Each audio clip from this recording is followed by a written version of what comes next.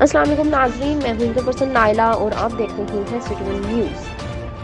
Karachi press club کے باہر احتجاجی مظاہرہ اور Karachi hotel and restaurant welfare ایسوسی ایشن کی جانب سے پولیس گردی کی سختی سے مذمت کی گئی۔ ملک میں بڑھتی مہنگائی سے ہوٹل مالکان پہلے ہی پریشان تھے، مہنگائی نے ہوٹل اور ریسٹورینٹ مالکان کو خودکشی پر مجبور کر دیا۔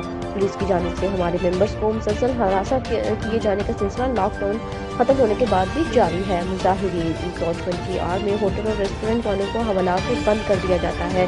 بعض بھاری رشوت نہ دینے کے باعث ان پر جبری مقدمات بنائے جاتے ہیں۔ اس ملک میں کب تک ایک ریاست اور قانون پر عمل درآمد ہوگا؟ آخر کب تک ہوٹل اور ریسٹورینٹ مالکان سے زیادتیاں ہوتی رہیں گی؟ مظاہرین رپورٹ کر رہے ہیں۔ Vice chairman Hasan Nawaz سنور، city one news, Karachi سے۔